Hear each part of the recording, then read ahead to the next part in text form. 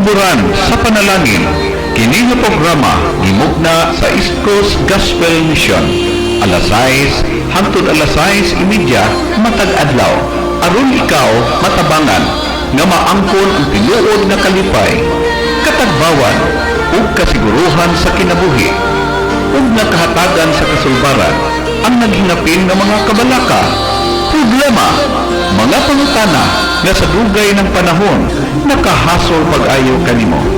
Busa paminaw ug sa Dios ikaw panalangina.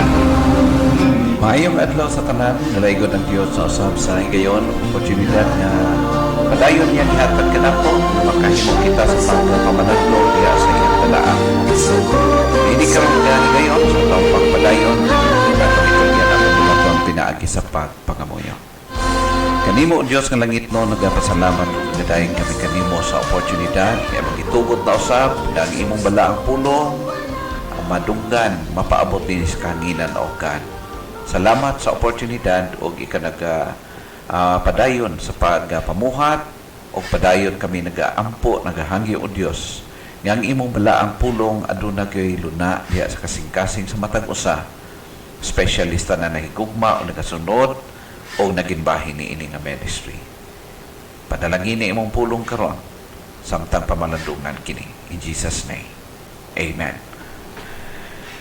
Daghang salamat sa ato ang Ginoo tungod kay siya nagahatag na usab kanato nining usa ka pinasahi o pribilehiyo nga makahimo kita sa pagpaabot sa mensahe alang sa matag usa nagapaminaw karon.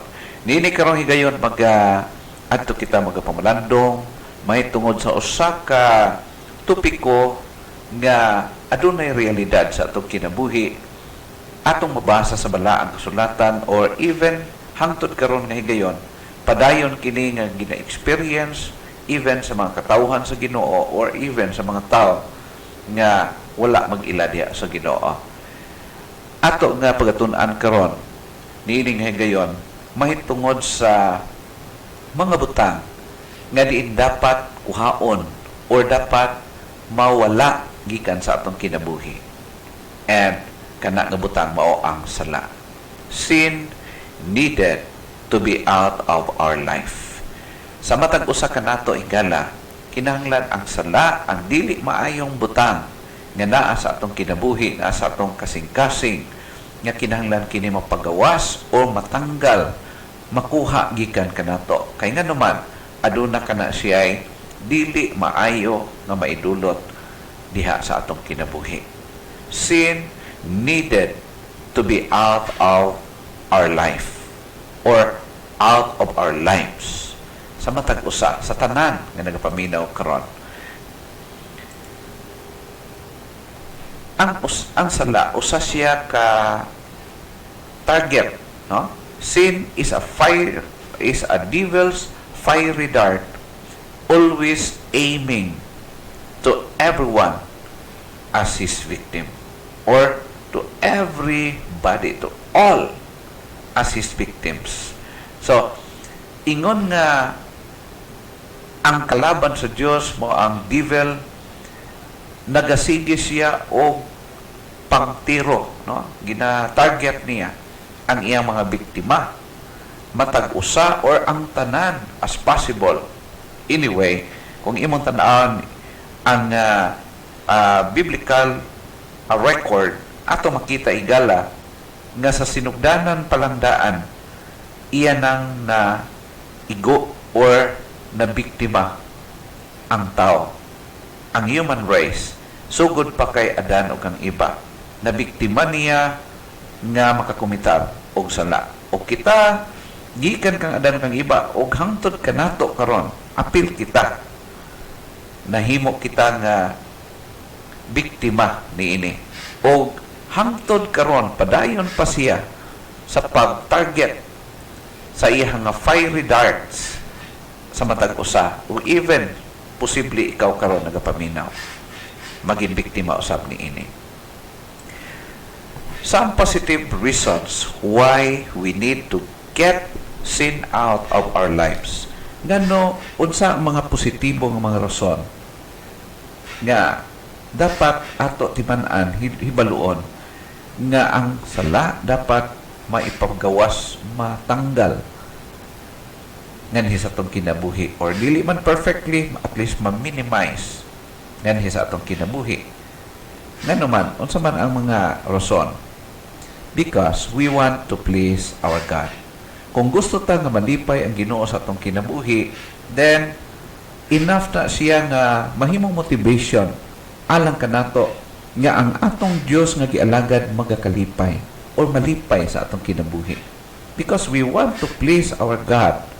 So ato kining i-desire nga ang mga butang nga dili maayo sa kinabuhi, mahinay-hinay siya unload kita ni ini nga klase nga mga butang or sa mga kasalanan nga nagaipit o nagakural sa atong kinabuhi. Di ta maka-function, dili kita makabuhat sa makalipay sa Ginoo. We want to grow in grace. Kung gusto kita nga magtubo diya sa grasya kahibalo sa Dios, we need sin out of our life or sa ato nga mga kinabuhi. Kinahanglan ato tanggalon, ato i-surrender diya sa Ginoo aron magtubo kita. We want to go to heaven, of course. Tungod sa sala, kandidato kita nga matong impierno. But because of the grace of God, kita nahatagan og chance, nagahatag kita og assurance na kita, kung moabot ka natong kamatayon, tungod kay nagtuo kita, nagsalig, nagdawat kay Kristo nga atong manluluwas, kita dili na mahiadto sa linaw nga kalayo kung dili ngadto sa langit. Ha? So mao kana siya ato makita. Mao kana nga ato gi surrender ang mga kasalanan diya sa atong kasing-kasing diya sa Dios. Ha? Aron kita nakaangkon mao hinungdan kita nakaangkon ini maong kaluwasan or alang sa uban nga wala pa makasiguro sa iyahang sa kaluwasan sa ingkala. Ang Dios andam og tagana siya 24/7 nga siya mo entertain sa imuhang pag-surrender diha kaniya. We want my prayers or our prayers answered. Gusto kita nga tumagon sa Dios or ma-enjoy na to ang favor sa Ginoo sa pagtubag niya sa atong pagpangamuyo. It's because naay daghan mga prayer request sa ato ang kinabuhi galang nga sometimes dili grant sa Ginoo because wala ta naka-realize na mga butang nga gusto sa Dios nga matanggal or mawala diha sa atong mga kinabuhi.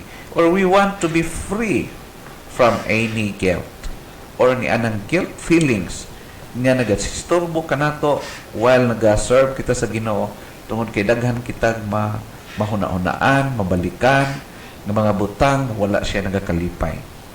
Mao kada siya gala kung makabantay ka kasagara sa mga tao or even Christians, claiming Christians nga matingala ka ngano dili man maayo ang pagpangalagad gumikan kay naay mga sala nga naging hinungdan nga mag-slow down siya, mag-keep distance siya gikan sa pagpangalagad sa Ginoo. No? Some positive reasons why we need to get sin out of our lives. Sin needed to be out of our life. Now the question is, why we need sin out of our lives? Ngano man jud kinahanglanon nga ang sala kinahanglan mawala, matanggal sa atong kinabuhi, dili ta makural, dili ta magapos nga nang sala. Nga naman, adunay mga importante kaayo nga punto nga gusto nako emphasize karon. Number 1, because it poisons the environment of your life. Kung magkinabuhi ta ni anang sala, muhimo kini siya nga poison sa environment sa atong kinabuhi. Muhimo siyang hilo sa atong kinabuhi. The way kita maghuna-huna, the way kita maglihok, the way kita magbuhat, the way kita mo plano, the way kita mo kabot sa atong mga pangandoy sa kinabuhi. Mahimo siya nga poisonous pag ang sala anaan naglublob sa atong mga kasing-kasing. It poisons the environment of your life or our life. No? Mao kana siya.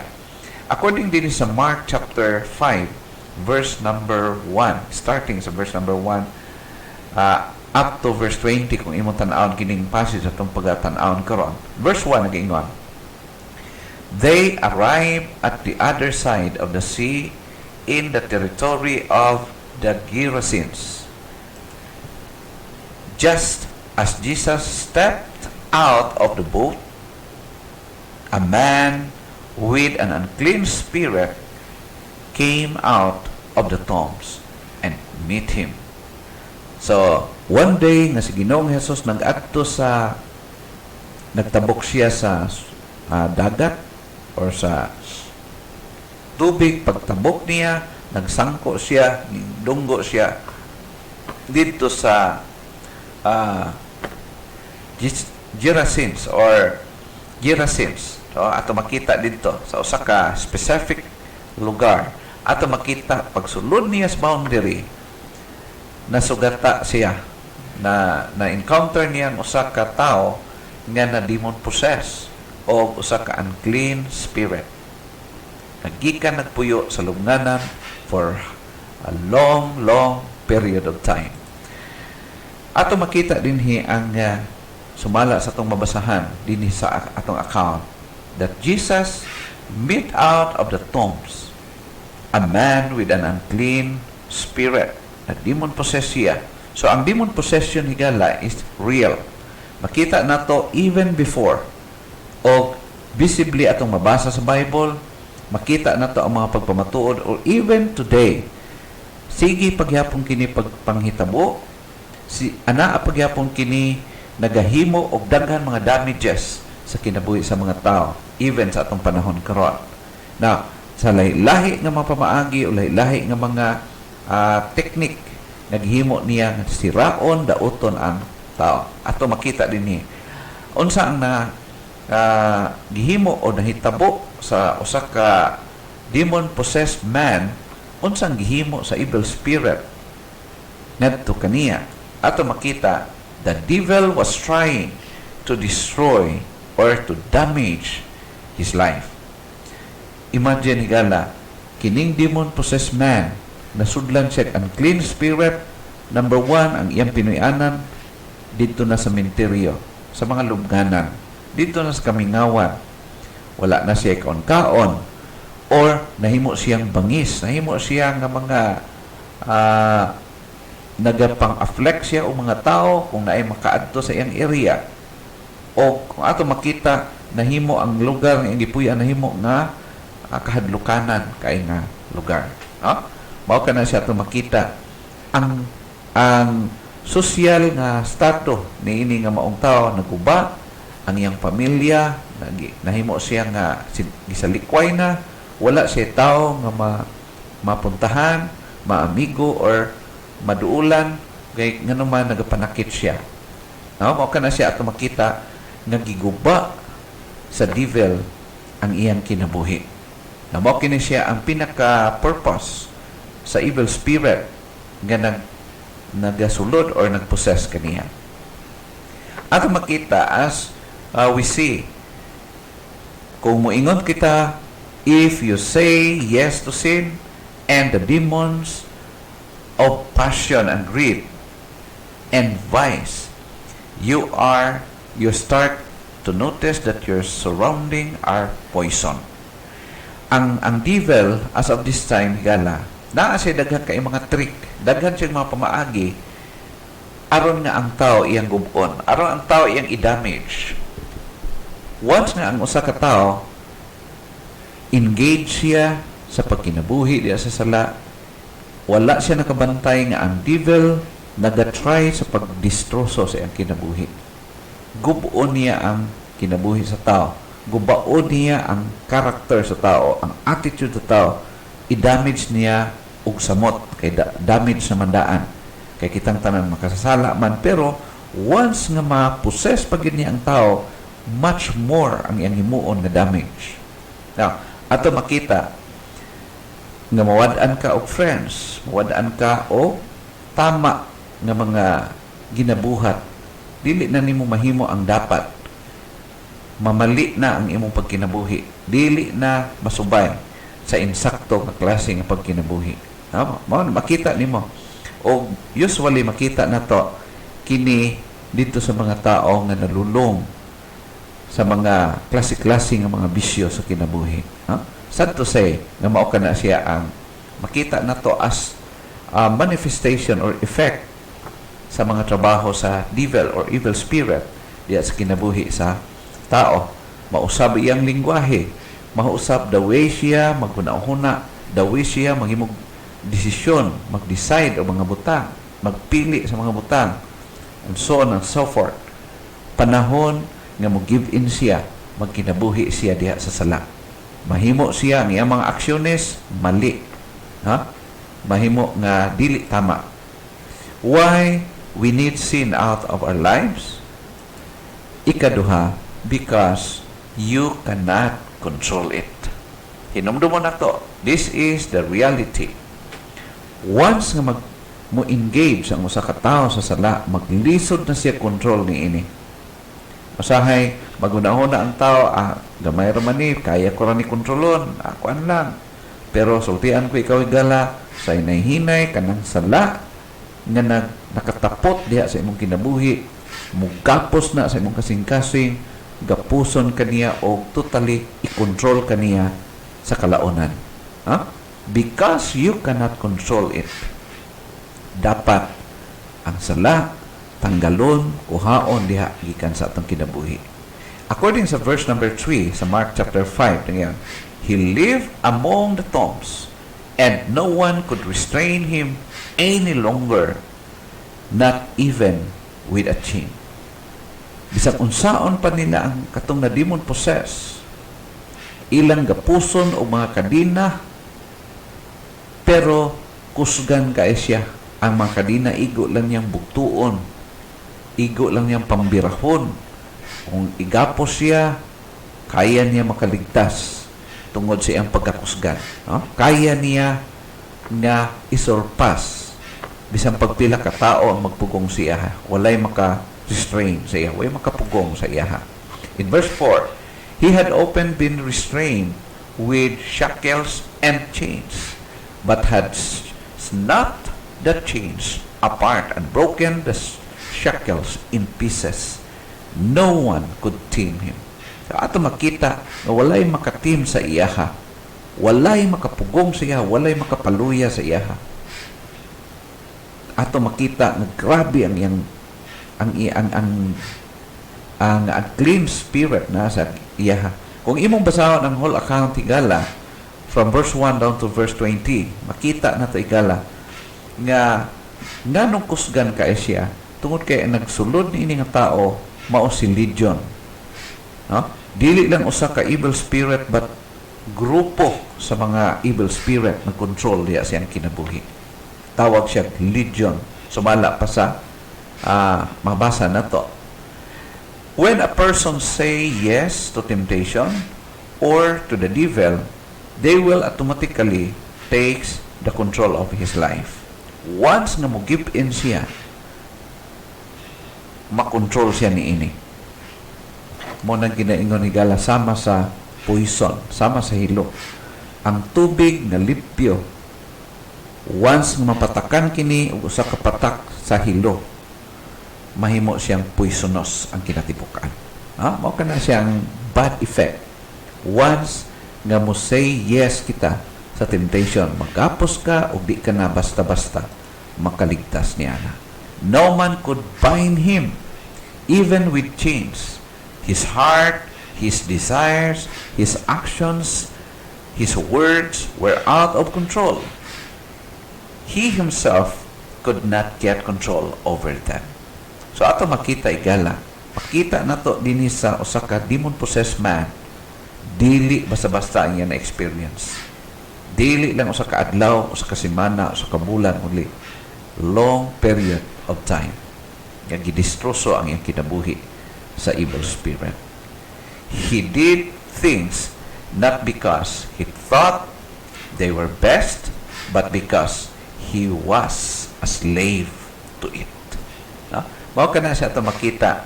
Nga dili man niya gusto buhaton kana, pero wala siya mahimo kay naging slave siya. Nahimo siyang servant diha ni anak nga butang. So, mao na nga wa siya choice. Musunod, mubuhat siya ni anak.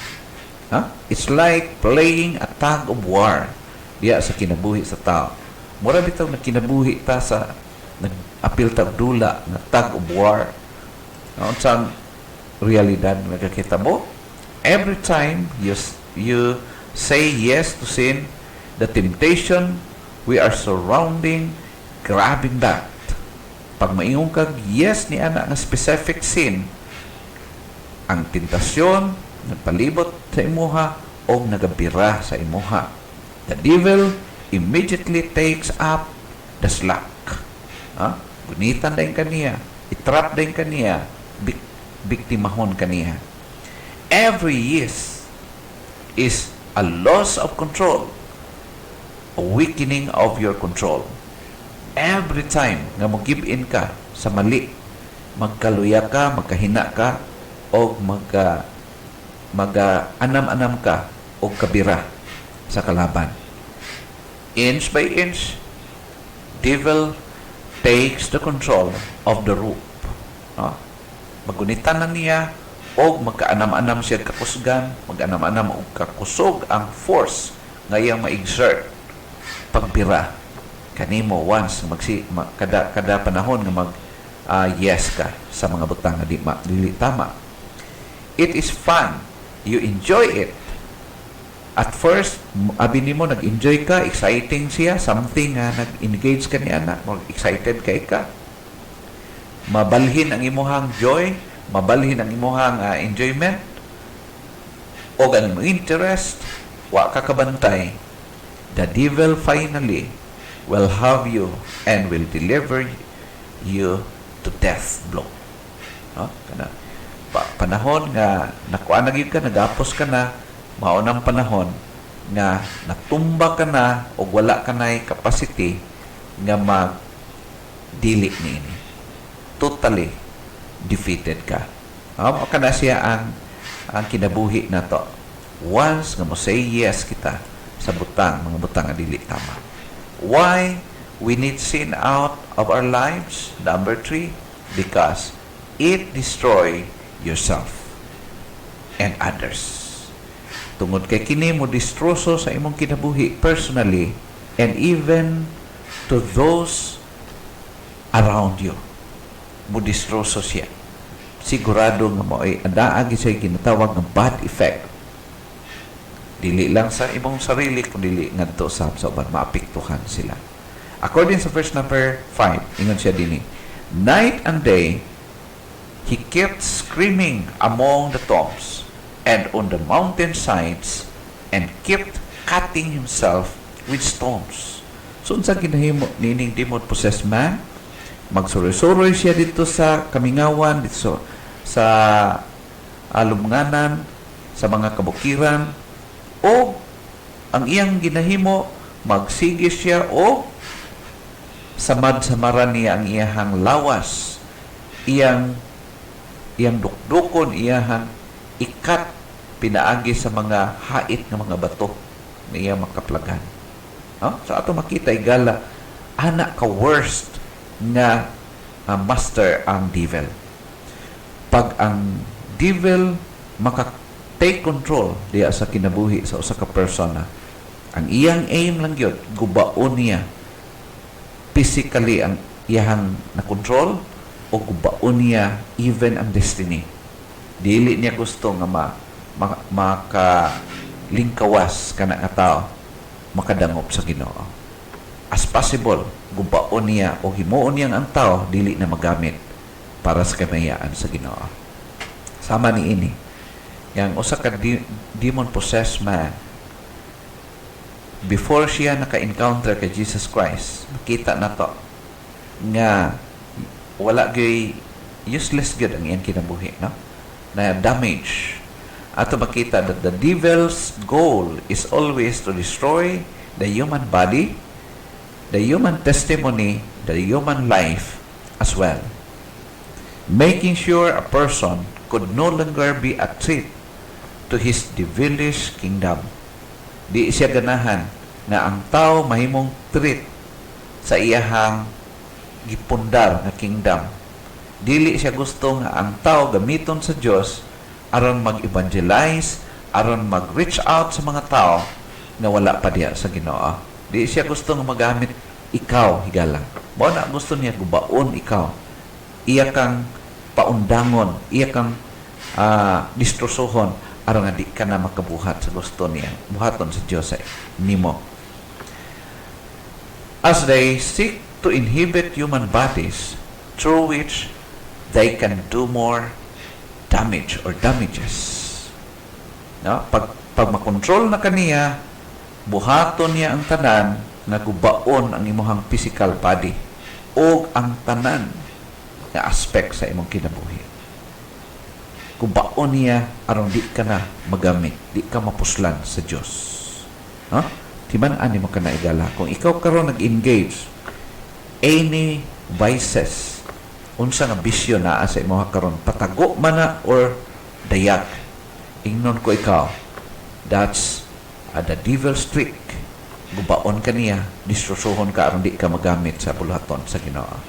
And their maximum goal is to destroy the human body and soul in hell, both you and others. Natural.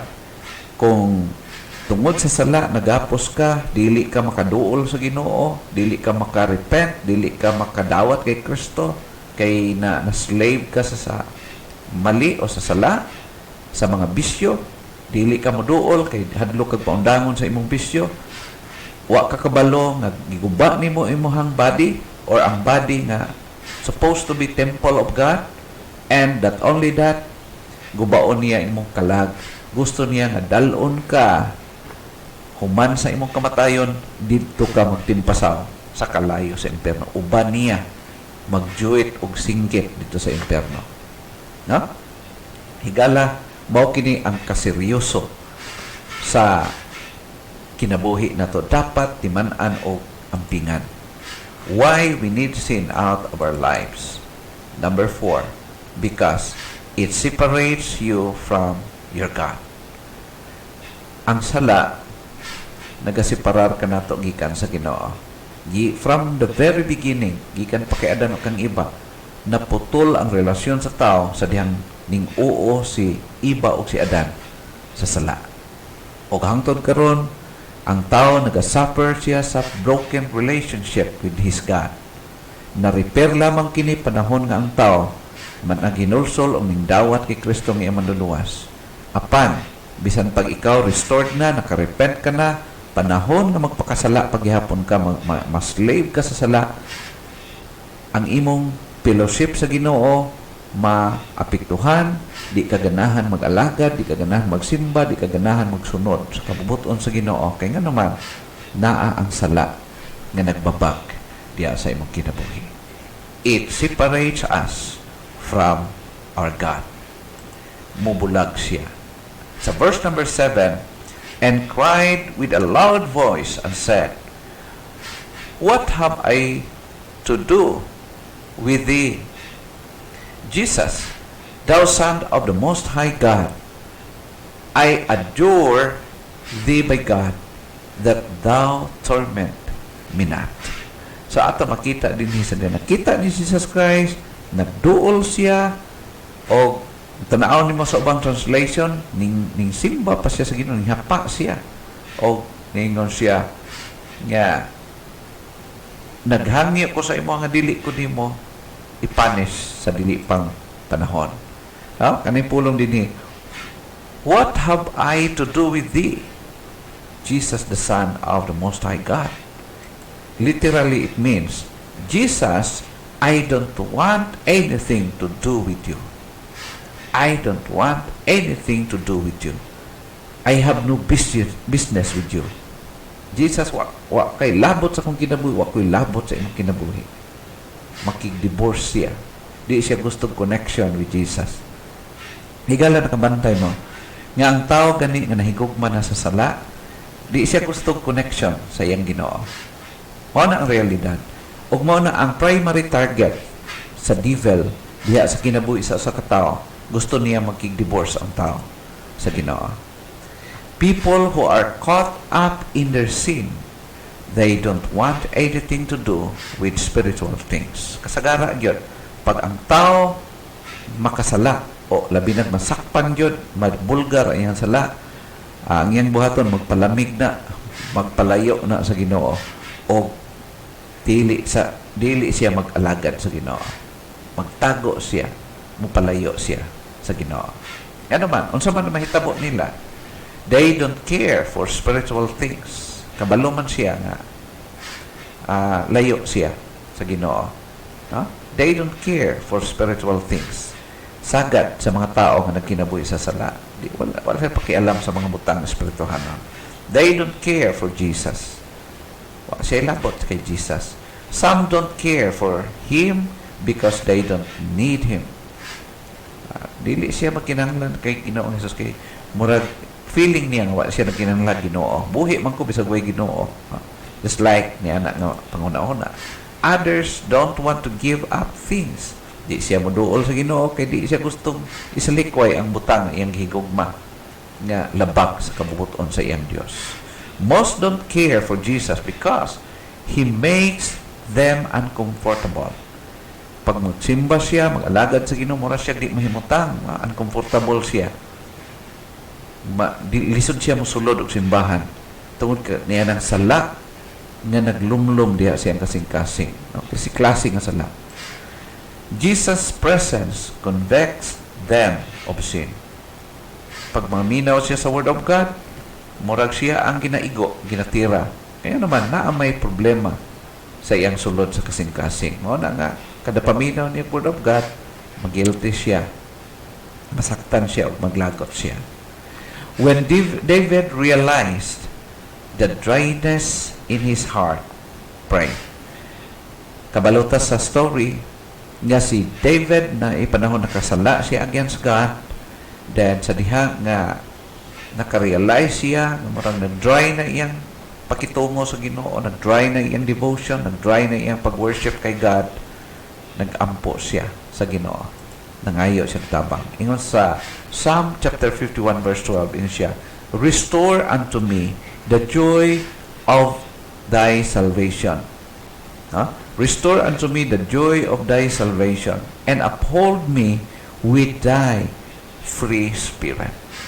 Restore unto me the joy of thy salvation. Kaya nga naman, ang usa ka tawo nga nakakaplag na or nakaplagan sa Dios, nagkaroon og relasyon sa Dios, panahon makasala siya, naturally mawala ang joy diya siyang kasing-kasing. Sa spiritual things, mawala. Maagaw na siya. Og mauna nga mag-dry ka sa imong pagpangalagad sa Ginoo. Effects of sin. Sin separates. Di man ana to. According sa Isaiah 59 verse number 2, sin separates. Pag nagkinabuhi ang tao sa sala, di na gyud siya ganaha Ginoo. Sin is harmful to us. Dili siya friend nato. Harmful siya kanato. Kalaban nato siya. Sin is harmful to others also. Kay pag makita tang nagpakasala, ang uban pod maapektuhan, mapandol sila, madiskurahi sila, di na po sila moduol o Ginoo because of us. No? Baka na siya. Sin is a catalyst for more sin. Ang sala, mao na siya ang mahimo nga hinungdan nga wala na tayo pakialam sa kinabuhi. If we don't take sin seriously, we will end up committing a multitude of sins that started from only one thought. Nag-start lang sa gamay o naglala hangtod nga lamyon na niya ang usa ka tao. Gubaon niya, guba na, totally maguba niya ang tao. Sin is an eternal death sentence to unbelievers. Para sa mga walay relasyon kay Kristo, ang sala, ang sentensya niya is eternal death. Ug dili na siya joke. Very serious kung imong tan-aw na ang balaang kasulatan.